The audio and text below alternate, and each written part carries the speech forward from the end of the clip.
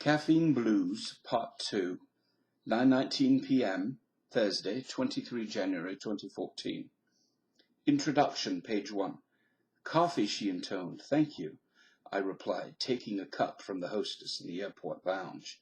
I was waiting for an early morning flight to Anchorage to give a weekend seminar on clinical nutrition. The flight was delayed, so I had another cup as I read the newspaper. I didn't notice when she refilled my cup. When we finally boarded, a flight attendant had a cup of coffee in my hand before I had my seatbelt fastened. Breakfast was served 20 minutes later, along with another cup of coffee.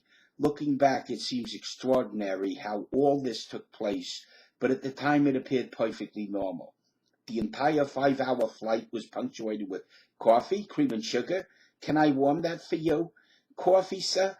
Here I must tell you that I love coffee, and at that time was in the habit of drinking 2 cups every day. I also love to fly because there are no clients, no charts, and until recently, no phone. It's usually keep in mind this book was published in 1998. Of course, cell phones were out, but they weren't everywhere as they are now. It's usually one of the most relaxing times of my busy schedule, but this flight was a nightmare. I felt anxious. Instead of zoning out, thoughts raced through my mind with surprising intensity. I felt flushed and heated. I loosened my tie, but could not get comfortable. Finally, lunch was served, which provided a brief diversion and another cup of coffee. By mid-flight, I was nearly panicked.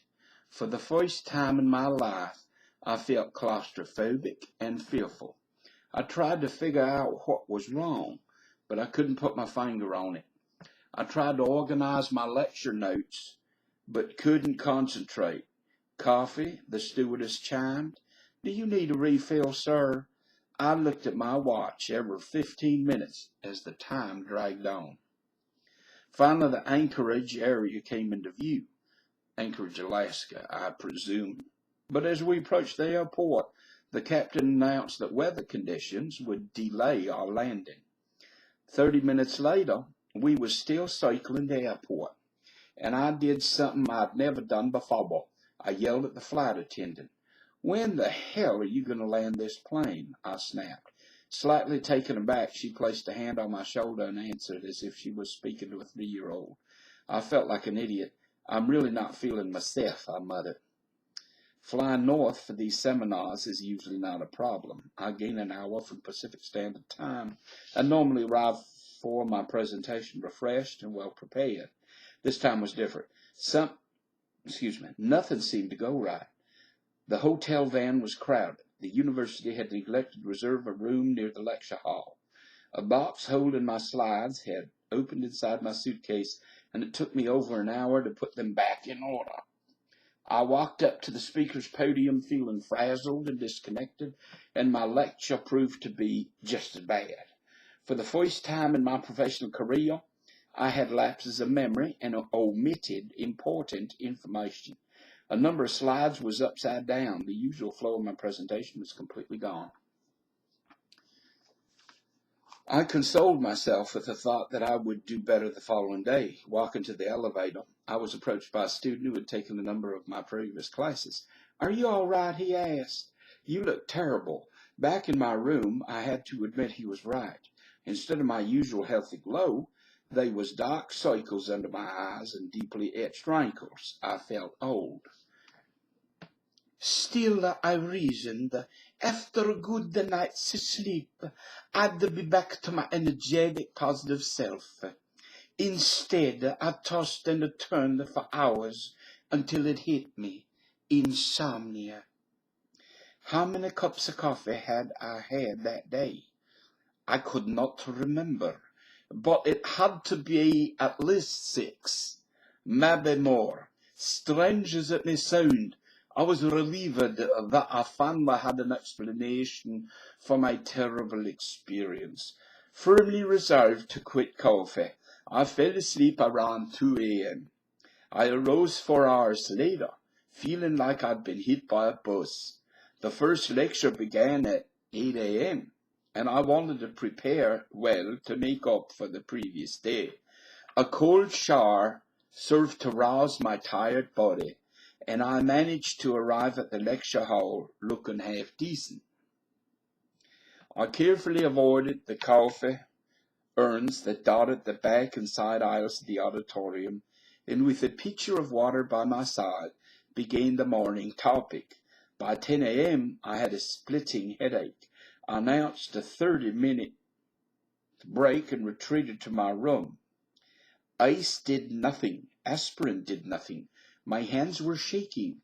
I felt nauseous, and was suddenly afraid that if I blew the second day, student evaluations would be dismal. A single thought pounded in my head. Have a cup of coffee. There's too much at stake. 1 large cup of coffee later, the headache was gone. Within an hour, I was in Newman, pain-free and alert. It was hard for me to admit that I was addicted to the coffee, but the hell I had been through the day before was clearly a drug overdose, and the worst hell I'd faced that morning was clearly a drug withdrawal. Quite simply, I was feeling better because I had had my fix. This realization was frightening and unacceptable to me, so I decided then and there to kick the caffeine habit. I also left the conference resolved to research carefully the effects of caffeine. During 6 weeks of college, I had been told only that caffeine was a mild stimulant and its association with health disorders was unproven.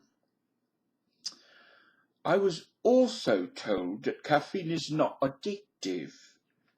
Since I know from my own painful experience that the opposite was true, I reasoned that perhaps I had been snowed on the whole topic. Oh no, I said to myself. What I quickly learned was that everybody has been snowed. Researchers, doctors, journalists, and especially the public. The deception has been well coordinated by an industry whose goal is quite simple: to get as much caffeine into your body as possible.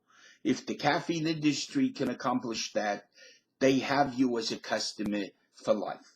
They know caffeine saps your natural sense of vitality, leaving you dependent on their products to get through the day.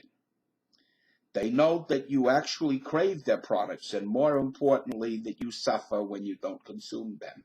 It's a marketing dream, and it's legal. Aye, no wonder more and more companies are jumping on the caffeine bandwagon, churning out products from specialized coffees and teas to horrible caffeinated energy pills, caffeine-laced fruit beverages, supercharged soft drinks, caffeinated beer, and even caffeinated bottled water. By the way, I'm hyped up on caffeine and sugar as we speak. I shan't mention the cola. I'll suffice it to say that the cola brand that I'm drinking now was invented in Atlanta, Georgia. Lo, these many years ago. How about a German accent from General Burkhalter from Hogan's Heroes?